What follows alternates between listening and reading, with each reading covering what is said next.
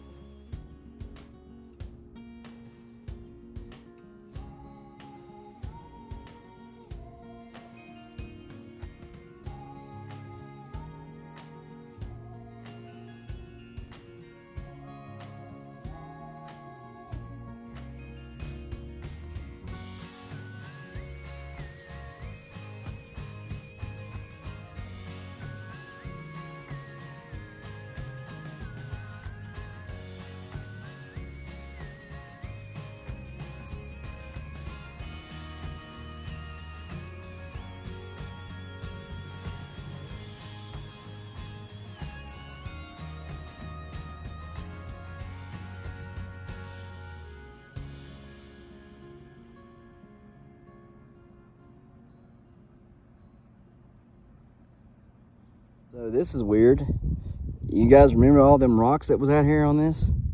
That I threw out there? You remember? Like, it's not had any storms since that day. There's been no storms come through here, nothing. The ice has not melted as far as, you know, out there or anything. Like, where'd all them rocks go? I see 1 and 2 right there. That's all I see. I threw like 15 or more out there. None of them are out there laying on that ice. Nowhere. Ice is solid all the way up through there. Where'd them rocks go? Nobody went out there and picked them up. So how'd they get out? Where did they all go? That's weird, man. That's really weird. I mean, there's no pile of them here, right? Like, there's no pile of rocks here that were thrown out there. Right? These are all the rocks that's been here. So where'd all them rocks that were out there go? Like, they're just gone. They're vanished. There's a bunch of rocks out there and they're gone. That is wild. That is very, very crazy. I don't understand that at all. Yeah, I just don't understand that. Oh well. Got another one there. Seems to be the local hot spot there for him. Right there. See him floating there. Let's get him out and take a look at him. I don't think there's anything over here. It don't appear to be. Does not appear to be. We'll get in there and take a little better look. We'll get that one out. Guys, we're up to number 4 for the season. 4 for the season. So, looking pretty good. Doing pretty good. Looking pretty good. It's a nice little one. Not real big, but it'll do. It'll do. So, on to the next. Do some clucking. You sure do some clucking in here. Yeah.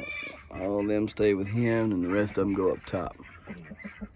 Isn't that right? Huh? You got 4 ladies with you there, Tom? Huh, Tom? You got 4 ladies with you? You taking care of them 4 ladies?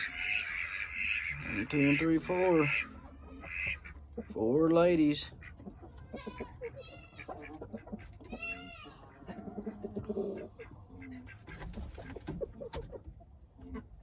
Better stay seated. Stay seated. Everybody else is up there in the top there. Alrighty, we're gonna get out of here. Inside. Okay, what are we gonna do here, guys? What are we gonna do? What are we gonna do? What are we gonna do? Well, I'll tell you what we're gonna do. I'll tell you what I want, what I really, really want. So tell me what you want. No, let's not do that. Let's see here. Let's see. Wrap around there, buddy. You ain't gonna do it, are you? Yeah, you just ain't gonna do it. There you go. Learn how to crawl that away. Maybe. No, that's a bad idea. He was wrapping around this. You can't do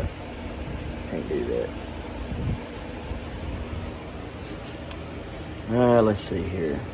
What are we going to do? So much to do. Oh, amaranth and corn. Look how tall that corn's getting. We're going to transplant that soon. Look at the daggone roots on that thing. Not even a week old yet. What in the world? Pearl millet. Looking pretty good. All right, so here's what we got today. Oh, no, wrong one. Where'd it go? Where did they go? Okay, right here. Beetroot, one of our giant beetroots. We only had 2. That one has sprouted, so now we have to take care of it. Okay, have to baby it and all that good stuff. Our turnips, we've had 3 of them rascals pop up. 3 of our giant turnips. They're up. They're going. I have to get that seed right there off of it somehow. Where's the other things? Here we are. The Swedes. The giant Swedes. Here they are. Coming to life there. Looking pretty good. Looking pretty good. Didn't have a germination here for some reason. That's alright. It's okay. You can see these rascals here. They you can see the one that was tiny the other day. Remember how this one was little and that one was little right there, and I said I didn't plant 3 of them, only planted 2. Well, it was an accident, I guess, but here I did plant 3. You can see that only 2 have come up. So it is what it is. I'll try to fix all that and water everything down pretty good for the evening. These ahi charapitas, we're going to have to get a hold of Baker Creek. They are not performing well at all. Not at all. We're getting in touch with them. Carrots are looking good over here. Got true leaves on all of them now. That one's exceptionally well. This giant pepper here is not really growing any. It's just kind of there. It's just kind of hanging out, you know. And that's not good at all. You don't want that. We need it to grow, baby, grow. So we have to get that one with the program as well. Let's open this up, since I have not checked this evening to see if anything else has merged itself on up out of there. Not a thing, not a thing. Still waiting for that eggplant there to pop on through. Ground tip should be pretty good for it. Nothing out of them Manzanos. Trying to figure out why I cannot get Manzanos to pop. I don't know why. I don't know what's going on. Weirdest thing I've ever seen. Cilantro's bouncing back after we had cut it. So that's the good. Got a message today from one of my sponsors, Prevogenics, and they said that they have gotten the book together and they are sending it out to me, so I can teach you guys what nutrients are for what. Okay, tell you why boron is necessary and why you can give it a little bit more boron here and there. Then the reason why you can give nickel and so on and so forth, right? And the proper dosage. You just want to spoon feed everything. So that'll be coming shortly. In fact, she mailed it off today. So we should have that maybe, hopefully Thursday, probably Friday or Saturday we should have that. Yesterday she shipped me my my humic and fulvic acid that I'm going to be testing for them. So as soon as it gets here, we're going to be giving everything some humic and fulvic acid. And guys, I'm telling you, once I give this stuff some humic and fulvic acid, you will notice a difference in everything. Okay, it'll start looking even better. We had a giant flower open up here today. You see all the pollen on that thing. Look at all that pollen. Is that not beautiful down in there? Let me see if I can get it to really open up there and show you. Oh man, look at all that pollen down in there. Watch this. Let me just touch it. Look at all of it on my finger.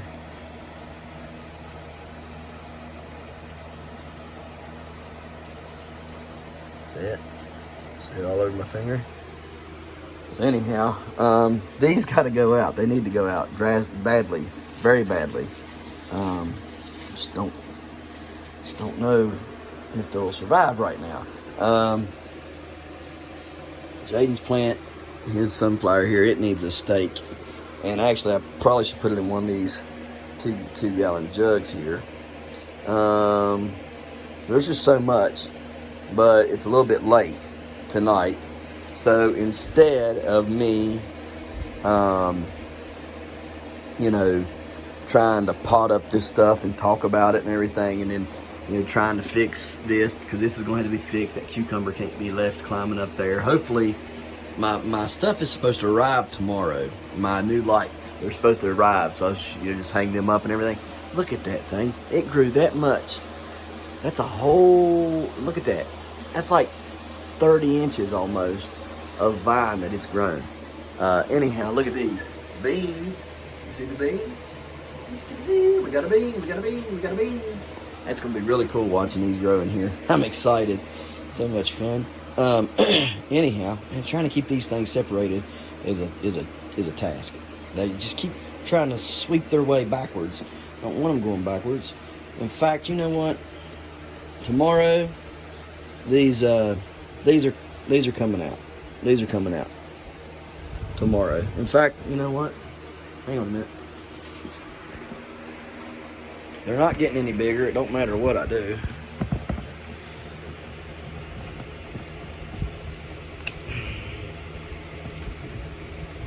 Get at night living. Maybe I'll get them out of there. Maybe not. Holy cow. I don't know if these will come out of there or not, people. I don't want to rip them out. I'm afraid what roots might be connected to them, but they're not. Oh my goodness gracious, great balls of fire. Yeah, no, they gotta, yeah, no, we gotta cut them out there. Hang on. Bigger than them guys were. Look at that's all there was on the tips, right? That connected them to the roots right there. Look at their roots. You can see there, one there to the left and one to the right. If they're no bigger than them were, it was very difficult to cut them. They just weren't growing very good. I don't know why. I think maybe they were just a little stunted or something. I'm gonna lay them right here for now. Now these guys can grow as they see fit. I won't have any more troubles here with that. Let's see here. These here, I don't know why they're dying. Well, maybe they do. Maybe they just need water. Let's give them a little bit of water, shall we? And then eggplant's looking good. Other cucumber back there is looking good. The little tomatoes back there are looking pretty decent. So these should come to life now that they're not going to get choked out by anything else. Like, they wasn't really getting choked out. They were growing through them good. But I really want them to accelerate their growth. You know, I want them to start really picking up and going. And we got some more vines starting down in there and leaves and stuff, so they should be good. That potato looks like it's doing fairly well right there. Actually, it's come uncovered a bit. I need to maybe heal them up a touch. Not right now though. That one back there is doing pretty fair. So yeah, we'll leave that alone for now, but tomorrow we'll start working on it. Probably will go on ahead and untwist that and stick it over here on this because I want it growing up that. I don't want it growing anywhere else. And I've not been able to find any females on these as of yet, but they should come. In fact, while we're doing this, let's go on ahead and talk about that real quick. Where are the females located on these plants? So where is the females on these plants, right? They're nowhere to be found. And I've looked high and low. I don't see any females on either plant. I see females on this plant, but no males on this plant, right? That's weird. Ain't that part of the curcubit family? And what is a curcubit exactly, right? So all these things we want to know, we want to learn, we want to find out. What is it, right? So here's the deal. Curcubits are anything that is a cucumber, a squash, a pumpkin, things of those natures. Those are curcubits, right? And within the curcubits, there's many different species, I guess you would say. And so like with pumpkins alone, there's mixta, there's machata, there is oh goodness, maxima, and pepo, right? Just within the pumpkins, there's all four of those, which pepo is what a lot of things that is grown is a pepo. Our giant pumpkins though are maxima, right? And then a couple of the pumpkins I grow are machatas. The cushaws though that I grow are mixta, okay? And so there's those types of things within the family. I'm sure I'm missing several of them, and some doctor would come along and correct me, but you get the point, right? And we're looking up and down on these plants, and we're like, hey, where is the females? I got to find the females. And if you're a first-time grower, or maybe you're just now getting curious about where everything is, maybe you've been planting for years and you're like, didn't really care, but this year I'm going to pay special attention to them females and male flowers. And I like you, I've always just set my cucumbers out and just really let them do their thing, because that's what cucumbers do. They do it really, really well, right? They need no help from I. On the other hand, though, when I'm growing these giant ones in here in the house, they're going to have help, because there is no bees in here to pollinate these flowers.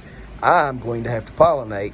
I'm going to have to take a male flower, pull the petals off, just like I do my pumpkins, and I'm going to have to take it to that female flower. So that's what led me to want to learn about this a little bit deeper, because I couldn't find any male or female flowers, rather. So I started digging. And to get to the bottom of this question, let us first delve into the topic of flowering in squashes and other cucurbit vegetables, right? Cucurbits are monoecious, which is derived from the Greek word mono, meaning single, and oecious, meaning house. So in generic terms, it means both male and female flowers on a single plant. In cucurbits, the word monoecious can be used in other ways too, and there are other forms of flowering examples. So one example would be monoecious, meaning it's separate male and female flowers, right? Then you have andromonoecious, which is separate male and perfect flowers, all right? Then you have gynoecious, which is female flowers only, okay? Gynoecious, all right? That is a gynoecious. Our Mexican sour gherkin plant is a gynoecious variety. It has only female flowers. And then you got your hermaphrodites. Now, I'm not making this up. That's what it says, hermaphrodite, and it's a perfect flower, all right? So let's travel on into this just a tad bit more and find out what's really going on and what plants we have growing here before us. Guys, so upon further reading, the perfect flowers are those that contain both the male and the female reproductive parts within the same flower. So our gynoecious one right here, which is the Mexican sour gherkin, like I was telling you, it is just like our beans or over here on our peas, right? The flowers come, they get a little jiggle, and out pops peas, right? And here they are, okay? And then we get to reap the harvest of those. Well, the same's true up here for our Mexican sour gherkin. It produces a flower. It gets, the wind comes and does this little thing and flutters them, and out pops a Mexican sour gherkin, but in a different form, because it actually has the Mexican sour gherkin and a flower on top, which to a lot of us, if we know anything about plants, especially cucurbits, it's going to be a little odd to us, and we're going to be like, well, where's the male? Well, it don't need one because it's considered the perfect flower. And again, those perfect flowers contain both the male and the female reproductive parts within the same flower. So I started reading up on, a little bit further into this, and we get a little bit of information here. So table 1, it says your cucurbit crops with common flowering patterns, right? And so you got your crop, your most common flower pattern. You got your cucumber, which is monoecious, your muskmelons, which are andromonoecious, monoecious, also present but in less proportion. Your pumpkins are monoecious. Your summer and winter squash are monoecious, and your watermelon. Listen to this: watermelon are monoecious.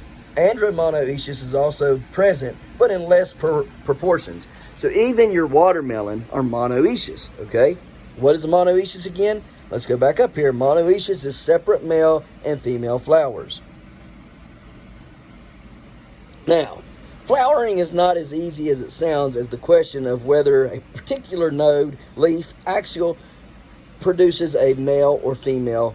Okay, it's determined by genetics and environment. In the case of cucumbers, squash, and pumpkins, cool temperatures promote development of females or perfect flowers. Okay, so maybe, just maybe, it's a little too hot in here. Maybe I need to cool it down some. That could be. I don't think so, but maybe it is, because here's my thought. If I cool it down in here just a touch, okay, because it usually runs about 75, 80 in this room, all right? That's why I got everything growing in here. So maybe, just maybe, when I had seen that, I thought, well, maybe I need to just block the air vent off a little bit and let it cool off in here some. Keep the fan running, block the air vent, And it should cool off quite a bit in here, right? If that don't work, I can always crack the window just a touch. All right, so again, cool weather, okay, promotes the flowering, right, of a female flower. Generally, high temperatures promote male flowers and delay female flower development. Typically for pumpkin, daytime temperatures of 90 degrees Fahrenheit or above and nighttime temperatures of 70 degrees Fahrenheit or above lead to abortion of female flowers or buds. Now, see, I know that to be true because I, being a giant pumpkin grower, I know that sometimes in order for us to be able to pollinate and for a pollination to keep, we actually have to put ice in front of a fan and let the fan blow the ice around the pumpkin in order to cool it off during the daytime so it don't abort, which it's very interesting when you get to know. And there's a lot more details into it than just that, but we're not talking about pumpkins today. So let's see. So, you know, after a spell of dry, hot weather, all right, we tend to see more male flowers in the field and gardens. Drought stress can also be a problem with fruit set and cause female flowers to abort. Also, dry weather during early growth will cause plants to develop a high amount of male flowers and female flower to the female flower ratio. So you'll get more male flowers than female flowers, and you can see this. I mean, it's obvious, right? I mean, we're getting lots and lots of male flowers in here, and I would think at least one would be here. Now, the reason why I was guessing this, okay, because bushel gourds will actually grow their female flowers not on the main, but bushel gourds start getting their females on secondaries and tertiaries, okay? So without the secondary and the tertiaries, and it's the ones usually later up the vine, you know, a good ways, because I'm sitting there scratching my head this past summer, and I'm like, where is my females? I don't see any females on this bushel gourd plant. And I had to ask the guy that I got the seeds off of. I said, hey, where is the females located? Because there is none on this plant, man. And it's the only plant that I got to grow. I got like 2 or 3 of those seeds last year. Only one plant. That was a bad thing, right? So I was already screwed if I didn't, you know, get that plant to produce. And once he told me that they were, you know, later on down the main vine on the secondaries and tertiaries, I was good to go with that. And he was right, because that thing produced so many females, it wasn't even funny.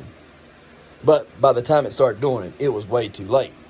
So anyhow, it's not only that the temperatures, but soil fertility management can also be an impact on flowers and cucurbits. High nitrogen fertilizer can also delay the production of female flowers. Heavy nitrogen applications will often lead to vines remaining vegetative for longer periods of time, producing female flowers only later in the season. All right, so when you start hammering, and I'm guilty of this, with a lot of nitrogen in the vegetative state, right now this plant, what it's requiring is a little bit of nitrogen, okay, more phosphorus. All right, right now it needs phosphorus. It needs to grow a good root system. The roots need to get going good.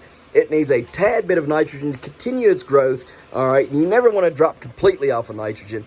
You do need to slow it down. But if you're growing giants, you speed your nitrogen back up after you have fruit set and development past a certain stage. That's for a later date as well. But you do right now on this particular plant, or in that one over there, and maybe, you know, I thought even maybe it was stress because of the root bound, but we'll get to that in a second. So anyhow, like this one here, I just need to focus on giving it what it needs, and what it needs is phosphorus. So I'm going to move over to start giving it some diammonium phosphate. Well, what is diammonium phosphate? Diammonium phosphate is this right here, DAP, 18460. The 18's high, but the 46 is higher, and that's what we want. We want a lot of potassium. Now, or excuse me, phosphorus. Now I can you know, get a all phosphorus fertilizer, okay, like bone meal or something of that nature.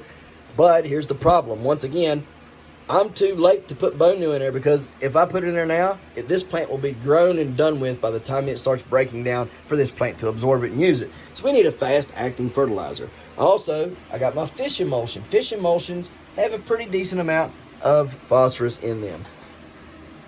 All right, so We've talked about the heavy nitrogen and causing bunches of flowers, right? And it'll delay the plant. It'll tell the plant, no, you need to grow, all this nitrogen, you need to grow. And then we find ourselves late into the season with this great big old plant. All we got's male flowers, okay? Plant's huge, great, good, clap, yay, applause. All right, but there's nothing to eat, right? Or nothing big to grow. And it's because I just absolutely smoked it with daggone too much nitrogen. I should have slowed way down. Now, I'm not saying that's the case with this plant, but I am saying I have been guilty of that before. So, tip for you guys, when you get to this state, not as much nitrogen, start slowing the nitrogen down, start giving it phosphorus so it can start to really push itself, right? Grow them roots out, get big roots so it can draw in the nutrients, draw in the water, and be able to produce really good, healthy vegetables for you. All right, so now that we've got past that, it's futile searching and for missing female flowers, and when you get back, to your house or your garden or whatever, and you're looking around, you're like, hey, where are they at? And you start, to think about it. And you say, perhaps the lure of applying more nitrogen, which has already led to those missing female flowers, right? You're thinking, hey, maybe I should just go ahead and give it a little bit more. Do not do it, all right? Anyways, you don't need that much nitrogen, so just keep backed off of that. Let's see here. What else do we got to talk about here? You could be in between because it's possible to have cucumbers blooming but not producing fruit. It's also, the time between the first development of the male flower and, the female flowers depends on the plant variety and the environmental conditions. So again, these guys could be, they could be growing on up the tip here. There could be some up here in this tip, all right, that are getting ready to start forming, all right, which, you couldn't really tell without a microscope looking in that. There could be some, around through here, all the way up through here, on. I mean, you just not be able to see them because they're forming the male flowers right now, and then the female flowers will come all of a sudden. And it also depends on your variety. What variety are you growing? Maybe they produce males and females all at once. Maybe they produce their males very heavily at first, and then tons of females come later, and that way the plant ensures that there's enough pollen to pollinate all the said females that it's going to put on, right? So I mean, there's different theories here and everything on what could be the problem. There's also different scientific evidence, like what type of plant it is, the variety, the species. However, though, if you see female flowers on your cucumber plants, but they are not setting fruit, right? Which means you see them, but they are not being set. There may be another problem, and that problem may be that you have pollinator issues, right? So everybody thinks, we got to have the honeybees. And let me tell you something. I am a big promoter of said honeybee, right? Love the honeybees. I don't like being stung by them, but I do love them. They produce awesome, nutritious, very beneficial food for us, right? There's so many different things that you can do with honey. That's for a different subject and time as well. But I love honey, and I love honeybees. Here's the problem. Not everywhere has honeybees. Some places just are very, very low on honeybees, right? I am fortunate that I have a high quantity of honeybees because there's a huge beehive right here like 300 yards away from me, right? And beekeepers. And hopefully by this spring, summer, we're going to have our own bees here on the homestead that we're going to be taking care of and starting to build our own apiary. But, you might have a pollinator problem. And if it's the bees, you don't have to have honeybees to pollinate. Ants will pollinate. Bumblebees will pollinate. Wasps will pollinate. There's also ground bee that will pollinate. So don't worry about pollinators unless you have female flowers on your plants and good male flowers and nothing's being pollinated, because then you probably have a pollination issue. And if you do see those insects around, those bees and those pollinators around, and you are still missing out getting your pollination done, then you may want to start checking. Did you use some kind of chemical to, spray for pests? And trust me, I get it. I have to use stuff all the time in my garden that I really hate having to use. But there's really no other way around it, because sometimes neem oil just doesn't do the trick. And guys, I'm not talking about neem oil that you buy from the store. I'm talking about neem oil that you get online that's high quality, 100% cold pressed neem oil, right?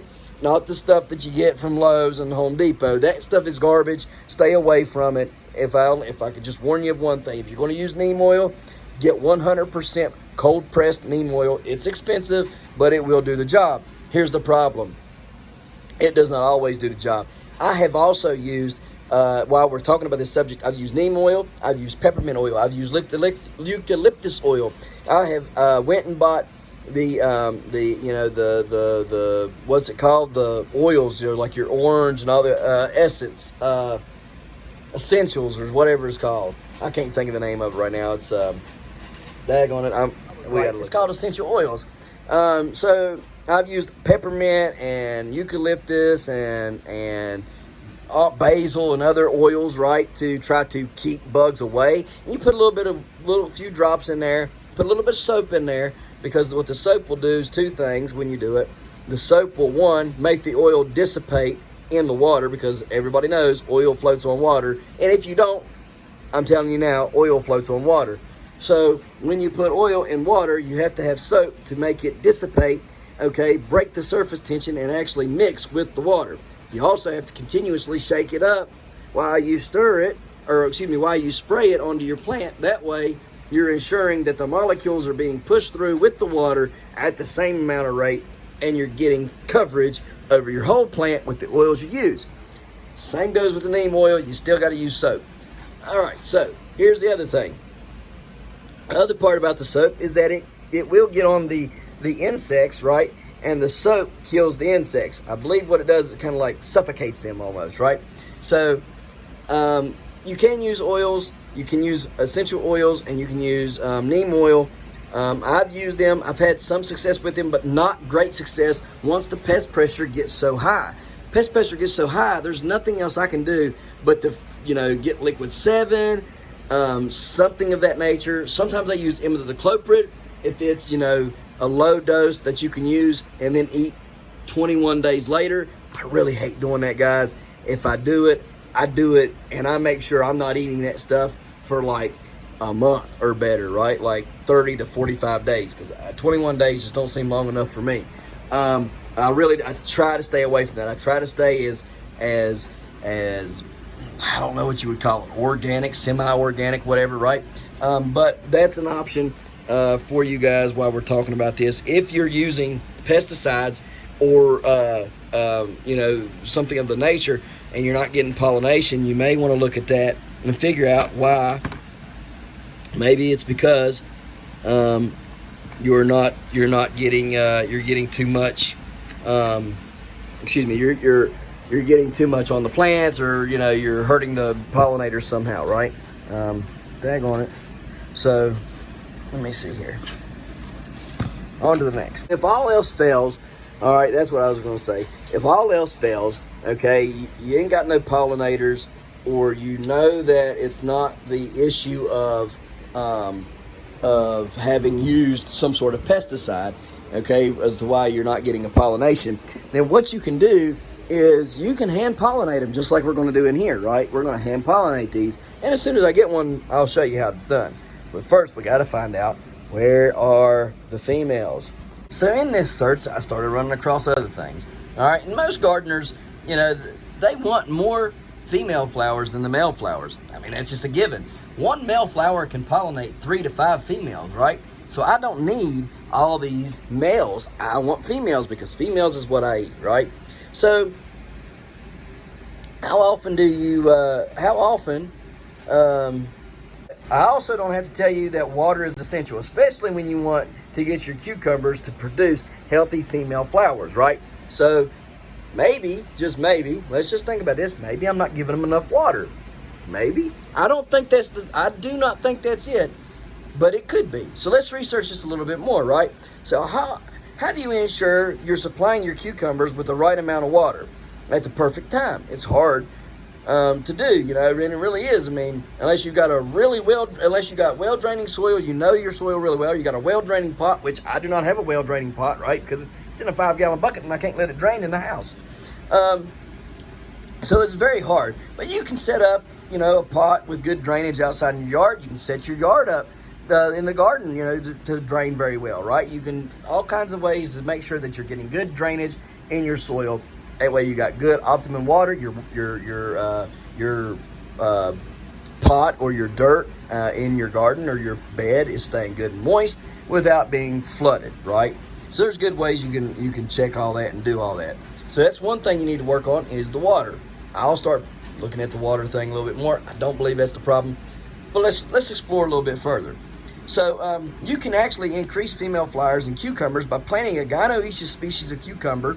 All right. Again, gynoecious species of cucumber produce only female flowers. Therefore, growing one of gynoecious will result in many female flowers of cucumbers, right? So I have a gynoecious variety here, but that's not what they're talking about, because these right here are Mexican gherkins. So what they're saying in this is, if you've got two of these, right, these are monoecious, and if I plant a gynoecious in the middle, like I got already, but just of a different variety of cucumber than what this one is, right? If I would have done that, if I would have found a gynoecious one that stuck in between these two, it would have helped me out a lot, okay? Because gynoecious produce only female flowers, and what they're saying is that because you got male flowers here and you would have female flowers only on that plant, then you would have plenty of food, right? I mean, of course you would. But gynoecious can also supposedly breed itself.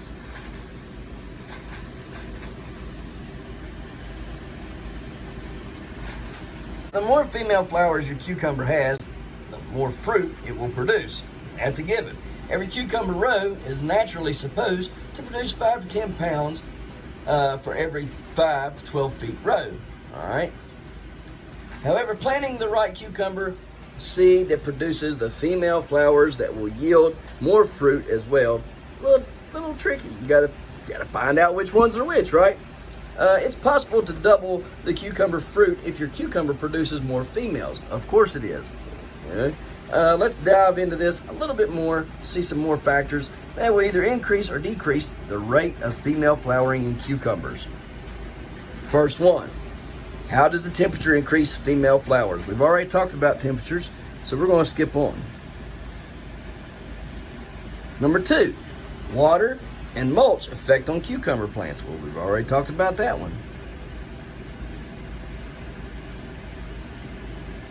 Does excess nitrogen affect them? We've already talked about that one. All right, using sowing and planting to increase female flowers in cucumbers. It takes approximately 3 to 5 days for a cucumber seed to germinate, especially when it is planted at a favorable temperature. Cucumber seeds need about 80 to 90 degrees Fahrenheit to germ at an early stage.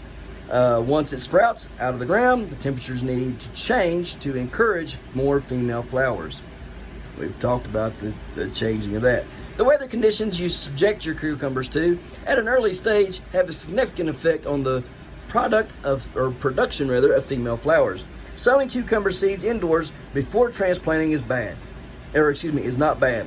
When transplanting, you need to take care and be sure not to disturb the roots. What delays the female flowers in the cucumber sometimes depend on tempered root during transplanting. So I just transplanted this one, but what about that one over there? All right, it's not been transplanted, but it is root bound. The black plastic mulch will help you regulate. So like out in my garden, the woven fabric that I use out there, it's gonna be great for cucumbers, as we seen last year. It was awesome.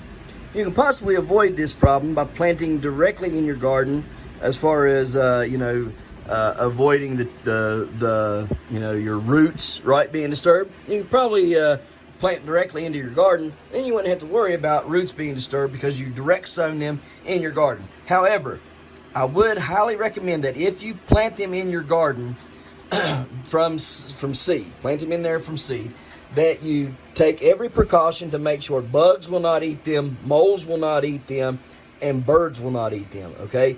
Because let me tell you something. Here in this yard, it's very hard to plant a cucumber seed for some odd reason. I can plant them at a rate of about 20, okay? And out of 20, I usually get 5 to pop up. Why is that? Birds, insects in the ground, and moles. You gotta care them. You gotta be careful, right? So it's very hard to do. What I do, and what I would encourage you to do is plant them, get them started indoors, right? Get them up to about a week old to where they have no real big root system, right? And just like in my cups over here, okay, plant them in the cups, singles, right? Plant 1 seed per cup, all right? And then after they're about a week old and they're about yay tall, they don't have a whole lot of root system then, right? Very little, very small. You can take them outside and plant them where you want to, and that takes care of your root problem, takes care of messing with them, takes care of all that, and it's almost like you direct sow them. The other thing is if you do that, try to plant them outside, because if you plant them inside and then take them outside, like if they were planted in my house, and then I tried to take them directly outside and put them in the ground like that, well, even though they've been inside for just a short amount of time, those plants are going to be used to the inside, and they will get shocked as soon as I put them outside. So if you do that, set them on a porch banister, put them inside. You know, now this is for you know, after it's done frosted. If you're still in frost time, you're going to have to put them inside. You're going to have to grow them. You're going to have to take them outside, get them used to the sun, bring them inside, take them outside, blah, blah, blah, blah, and get them used to the outside before you finally put them outside for good, and then transplant them, you know, after you've left them outside for like 1 or 2 days before transplanting. So that's also another thing here we're going to talk about.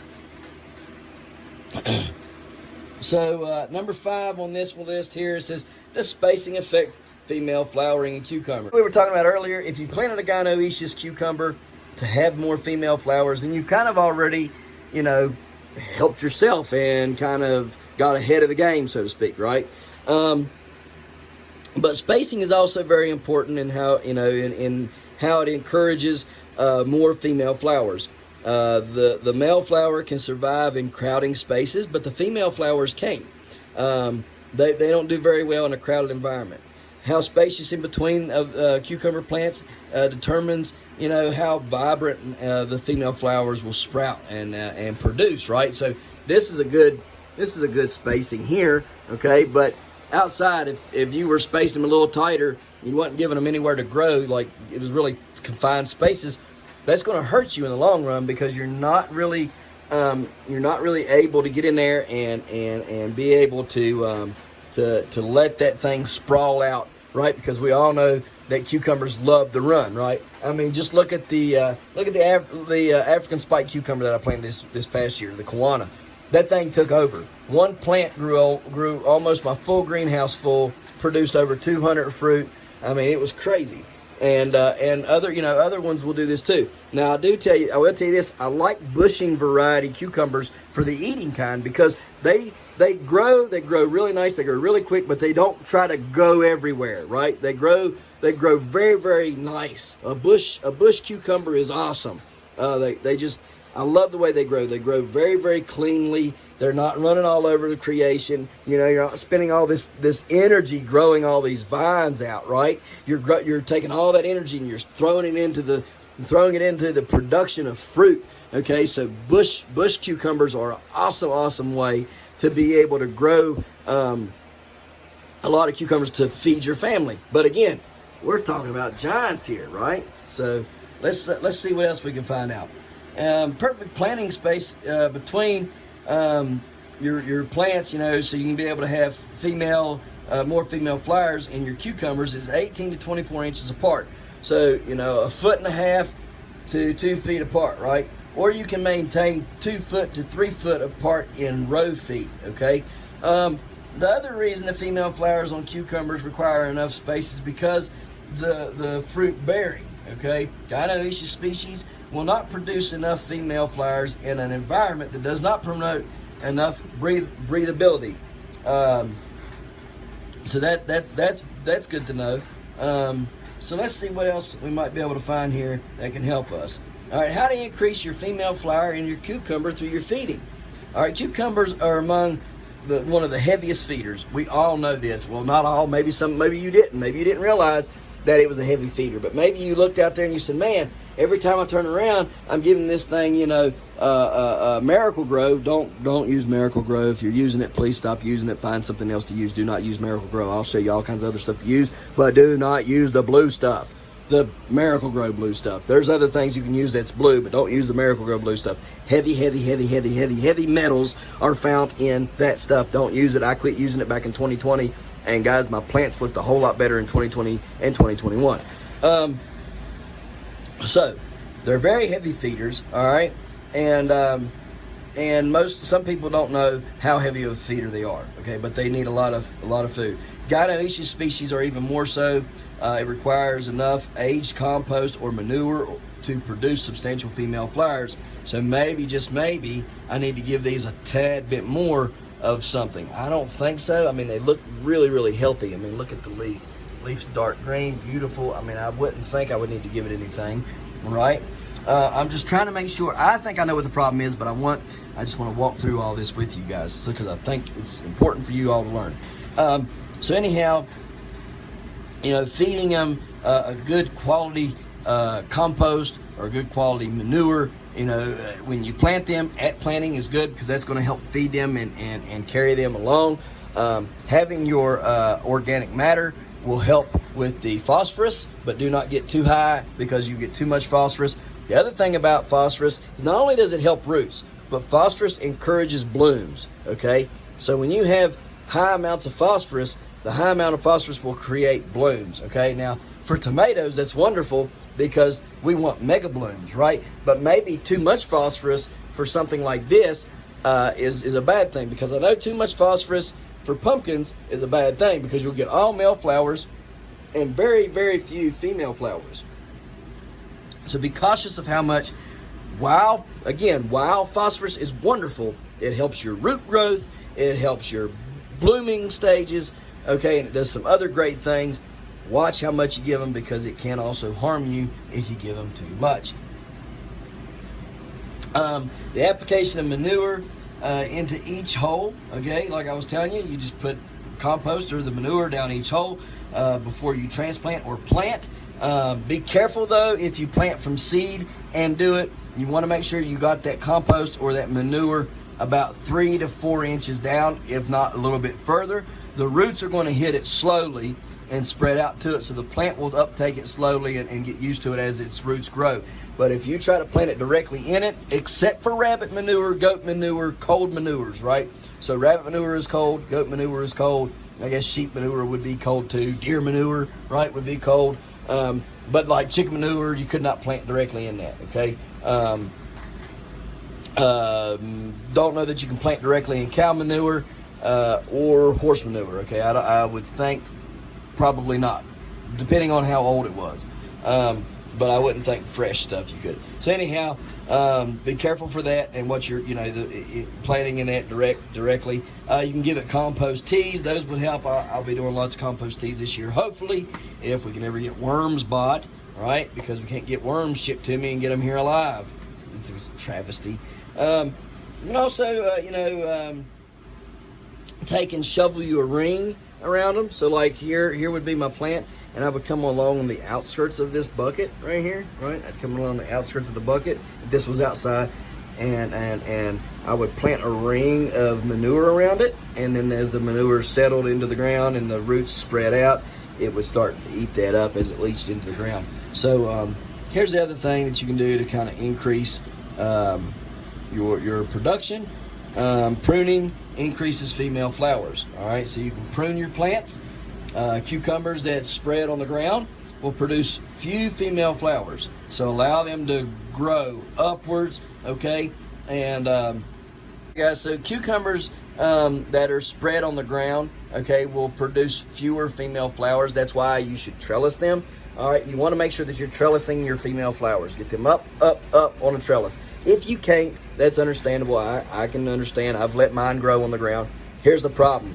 If you grow them on the ground, there's less air circulation down there, and they get to be a tangled up web of messes, right? So what you got to do is you got to, if you're going to grow them on the ground, you need to allow the cucumber plant to spread on the ground like I do my pumpkin plants, okay? And that will help, okay? Then you want to go and you want to prune your cucumber plants back so that you can allow more airflow, and that will produce more female flowers in your cucumber plants by pruning them, and if you're growing on the ground. Now, I would think also that if you get your trellis and it's really wide and heavy, and full, and there's no real good airflow, you may want to go on ahead and prune those back as well. And I do know this, pruning will help prevent diseases, because when you get thick and heavy like that, the dew that settles down there, it can really start hurting you and getting lots and lots of diseases. It also is a harbor for pests, so it's just better that you can get those leaves dried out. Early morning comes in, hits them plants, dries them off quickly, and everything's good. You got good production, you got less disease pressure, you got good airflow to promote more females, and you got less pest pressure because you've got a good system going with good airflow and pruned vines, right? So that's another thing, guys, and we've already hit a little bit on this, but finally, pest control will also help increase your female flowers. How productive is your cucumber depends on how you are able to prevent pests from destroying your female flowers. When it comes to pest control, many people are concerned about the weather conditions. We were just talking about, being able to have them out there in the sun early morning to dry them off and everything, right? So you want to make sure that your cucumbers are somewhere that aren't going to be shaded early morning. You want the sun to come up, you want to hit them leaves, you want to dry that plant off, and you want whatever air is going through to blow through and hit them first. Some of your cucurbits need to be hit first with sunlight in the morning and any breeze, wind that's coming through. All cucurbits. The easiest way to control pests is, again, back to spraying pesticides. But it will hurt your productivity of your cucumber plants. Apart from spraying pesticides, which destroys the cucumbers, there are other ways to go about this. You can use a fine netting or a woven material to cover your cucumber plants up. They make some stuff that's very fine, and pests and stuff like it cannot get on your plants, and you'd be able to cover them with that and not have to worry about the bugs. Maybe some bugs, maybe one or two might get in, but overall you'd probably be safe. But then again, you cover them like that, you're going to be losing your pollinators once again, right? Your pollinators ain't gonna be able to get in there and do what they want to do. So you probably could cover it up, uncover it early morning, let the pollinators come in, hit it, cover it back up about afternoon time, and see what that does. You can also add ladybugs to your patches, your garden areas, and those ladybugs will eat up every single one of those bad bugs, okay? Ladybugs are awesome. But do not confuse ladybugs with the Mexican bean jumper or something like that. Mexican bean beetle, that's what it is. They're bad news. They kind of look like a ladybug, like a yellow ladybug, but they are bad news. They wiped all my greasy grit green beans out this year. Didn't even get to eat one pod. We had just enough beans left over to actually save them to plant again this year. We didn't even get to eat one of them because they absolutely got hammered by those Mexican bean beetles. And then they moved on over to try to get my Kentucky Wonders, but they didn't do too much to the Kentucky Wonders or to my purple teepees, which is interesting, being that they're beans too, but they only went for the greasy grit. So maybe, just maybe, there's something within those other ones that I mentioned, the Kentucky Wonder and the purple teepee, that those bugs just don't like very much, right? So again, we'll go back to your gynoecious and your monoecious, and stuff. When you got them in there, just be aware that your gynoecious can produce more of the flowers, and you can plant gynoecious varieties in between your monoecious varieties. Upon further research, there was one more that was even more interesting, and that is the Pantheon no, excuse me, the parthenocarpic, yeah, Parthenocarpic,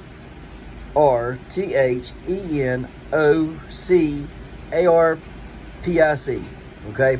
Again, that's Parthenocarpic, all right? Parthenocarpic. And this variety can produce fruit without the need for pollination. That's very interesting. Again, you know, I mean, are they just going to be like out there and just start growing without having to have a flower on them? That's really interesting, right? So we'll have to look further into those at a later date. So upon reading a little bit more on this stuff, so gynoecious varieties and the parthenocarpic varieties are usually purchased by large operations that are going to be producing 500 cucumber plants or more. And usually what us home gardeners end up getting is the monoecious varieties. So that's very interesting upon reading this article. You know, again, most of us as home gardeners are going to be growing monoecious varieties versus, you know, somebody that's going to plant, you know, 500 plants or maybe less, maybe 2, maybe 100, right? But anyhow, if you're going to plant in large numbers to produce cucumbers in high quantity for a produce stand, farmer's market, you know, maybe you're selling to Walmart or something, right? But if you're going to be doing that, then the plants that you're probably going to be growing are gynoecious and the parthenocarpic varieties. So again, most of us here at the home, we're usually just growing the monoecious varieties. So why do we have so many male flowers? Here's the thing. Go back to what I was telling you earlier. The reason why we have so many male flowers is because they know, this plant knows that it's going to have a lot of pollinators. So by it sending out its males first, by it putting out all these males and saying, hey, here I am, because this plant don't know that it's being grown inside, okay? It just knows that it's growing, it's got life, and it's going for the gusto, right? So what it does is monoecious varieties, and this is why I know I have a monoecious variety. They send all of their males out first. Not all, but a large number of males. This attracts all the pollinators. So pollinators like bees and things, they got a routine that they follow every day. They leave the hive, they go to my garden, they swarm around my garden, they eat in the pollen, and they bounce from flower to flower to flower to flower to flower. Plants are symbiotically living with the bees or the pollinators, so they put out their male flowers first so that their stamen, all right, will attract, okay, the pollinators, okay. Let's just kind of think about this, all right. So stamens are in the middle, right? You see that? That's a stamen in the center, right? It's filled with pollen, okay? And it will begin to attract all these pollinators in preparation for the reproduction. So you can kind of think of this as puberty for the plant, okay? The plant is at a puberty stage right now. It's ready to reproduce. Here's everything. It's got its stamen covered with pollen. And then it's getting the bees attracted. The bees are getting in routine, coming to it every day, right? And checking it out, taking the pollen, you know, from each flower, going back to the hive, making delicious honey. Then what happens, about 2 weeks after this plant, okay, so now this plant's only been 1 week doing this, right? For 1 week now, this whole week, started last week with a couple blooms down here, but it's been working blooms all the way up, right? So about 2 weeks later, the plant will begin to produce female flowers, okay? So for 2 weeks from now, or a week from now, okay, somewhere around next Wednesday, Thursday, Friday, or maybe the following Monday, okay, somewhere around in there, we should start to see female flowers forming on this plant, because it's been in that 2 week period, okay, that the plant will begin to produce female flowers. As the plant matures, it will produce more of both of them, okay, ensuring that you'll have plenty of cucumbers in the future. So guys, I hope you all have learned something here today. I'm thankful to have shared this with you. I've learned several things as well. And I love learning. I love sharing what I learned with you guys. I hope this video is informative to you. I hope that you share this video with others in your groups. You know, if you're in any growing groups or anything like that, maybe y'all didn't know about all these different types of cucumbers. You know, Gynoecious, Monoecious, Parthenocarpic, the hermaphrodite one, and oh, I forgot the other one. Anyway, maybe y'all didn't know about all these things, right? And it's good to know. It's good to know. It's good to learn. It's good to share what we have and what we know. So I hope it helps. And tomorrow we'll be doing some planting. Okay, I know we're going to be doing some planting. Hopefully my lights will be here. Here's the thing. Said they're supposed to be here by tomorrow. Shipping label's been made, but I ain't got no confirmation that they've been shipped. So I don't know whether they're going to be here tomorrow or not. I hope and pray that they get here. I'm going to run some lines for these so that I can at least grow one melon in here. Okay, I want to grow at least one. Wow, it done connected itself to the bucket. So we're going to get them so they can start climbing up to the ceiling as well. It's going to look crazy in here with all these plants. But anyhow, I hope you guys learned something. I know I did. I hope it helps you. I hope you share this video. Guys, don't forget, we got a drawing still going on. I'm going to remind you tomorrow in one of my short clips. If I can remember to do it, I'm going to remind y'all that we have a drawing going on February the 15th, guys. February 15th, we're doing a drawing. I'm going to be giving away a lot of good seeds. I'm not telling you what seeds I'm giving away. I'm not going to say a word. I'm just going to send them to you, okay, guys? And I'm going to surprise you. But trust me, trust me, trust me. I know you're going to like the seeds, okay? Listen, there's a few ways that you can get in on this drawing. One, subscribe to my channel. Comment on any video that you subscribed. You must say subscribe. If you don't say subscribe, I don't know whether you did or not, okay? I can guess sometimes that you did and give you a number, but you got to say subscribe so I'm not having to guess. All right, that just helps me out a lot, so say subscribe. Number two, second way you guys can get a number, okay, to get entered into the drawing is refer somebody to the channel. And when they come to the channel and they say, you know, Jolene sent me. Well, Jolene, you're going to get a number, and so will Billy Bob, because he subscribed because of you. So both of you get numbers, okay? The other way that you can get numbers is you can share my videos. Every video that you share, I need you to tag Heavenly Hills Homestead in it. I have a Facebook page, and if you go over there and you send me a friend request, all right, and you know, and let me accept it, and then go down in the comments on something there and say, I'm here for the drawing, or I subscribe to the channel, okay, I'll know to give you a number. All right, so that way I can keep track of everything, because I can't keep track of it all unless you're letting me know, okay? So you go to my Facebook page, you subscribe, or excuse me, you go over there, send me a friend request, Heavenly Hills Homestead on Facebook, and I'll accept it, and then I'll put you in the comments there somewhere, and you can comment that you are here for the drawing. All right, and that'll get you a number as well.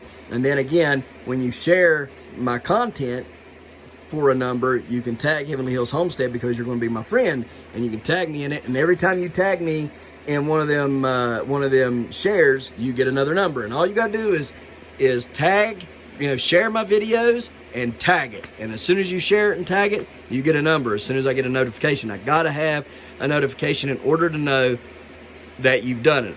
If I don't get a notification, I will not know that you've done it. And if you're doing it and you don't see that I'm giving you numbers, I'm not replying to your share or something and giving you a number for it, please get in touch with me and show me that you've done it somehow, some way, so I can look it up, so I can get you your number that you so rightfully deserve in this drawing. The other ways that you can get numbers is if you go over and you follow me on TikTok.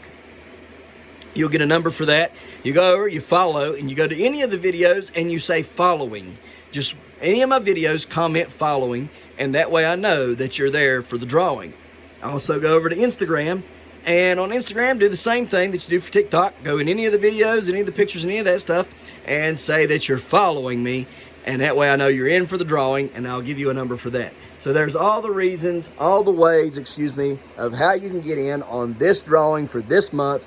It's the same every month, all right? It's always the same. So if you're already subscribed, you've already got as many friends as you can to subscribe to the channel, then you've got all those, and you already, you know, are friends with me on Facebook, and you're already following me on TikTok and following me on Instagram, then you still got a way that you can play every month, and that's by sharing my videos. So that's why I made it like that, so everybody gets to play every month, and it's fair for everybody. Everybody's got a chance to win seed. The news and the olds all get to win a chance to win some seeds. So guys, I appreciate everything that you've been doing for me, man. We've grown this channel greatly in less than a year. We're already up to 313 subscribers. I would have already been up to like 350, but you know, people follow you for a little bit and they just drop off. They'll follow you for a little bit and drop off. I don't know why they do it, but they do. Okay, I don't know if it's you know, sometimes they say YouTube takes them off. So I don't know if that's the case or not, but you know, I guess sometimes what happens is if they're not watching your channel very often, or you know, whatever, I guess, you know, YouTube automatically just, you know, takes them off because you ain't been watching them very much. So maybe because it's wintertime, I've not been getting watched much, and so I've lost, you know, several subscribers due to that. Hopefully things will kick back up, you know, getting closer to spring and giant growing season. That's why I've been growing giants all winter, so you guys can have something to watch, have some fun. But anyways, guys, heartfelt, very, very thankful for the channel. Y'all's helped me build it so much. That's why I want to give to you guys so much, because you've really helped me in just less than a year, and I'm so very thankful for it. I'm really wanting to get this up to 1,000 subscribers by like April, May, June time frame. So if you guys could help me in any way, get me to 1,000 subscribers, guys. If we hit 1,000 subscribers by May, you know, April, May, June, I promise you I will do something big for the channel. I will do something big for the channel, a big giveaway for the channel of some kind, some way, okay? And we'll get a winner, okay? I might even do a first, second, and third place kind of winning, right? Like first place will win a bunch of seeds and $100 worth of Prevogenics products, right? Second place will win, you know, a good amount of seeds and like $50 worth of Prevogenics products. And then, you know, third place will win a bunch of seeds, all right? And like maybe $25 worth of Prevogenics products. If you guys help me hit 1,000 subscribers by April, May, June time frame, I'm willing to do that for you guys, because y'all are that awesome, and I appreciate it. So guys, go out there, help me out so I can help you out. Let's get to growing this stuff. I'm excited. We're right around the corner for spring. It's starting to get, you know, I can see the light at the end of the tunnel. We're ready. We're amped up. We're ready to grow. I'm ready to get that growing jacket. I'm ready for Master Gardener to be dawned upon me and said, he's the king of growing everything, all right? And I'm ready to give God the glory for that, okay? That's what I want to do, and all that I do, I want to glorify him, and that's really what this channel is about. All right, guys, so we're out of here. Let's get on with the guys. It's been another good day. We appreciate you watching. We'll see you tomorrow right here in the hollers and hills of West Virginia. Don't forget to smash that like button. Hit that notification bell. Don't forget to share. Thank you, good sir. You're welcome. And subscribe.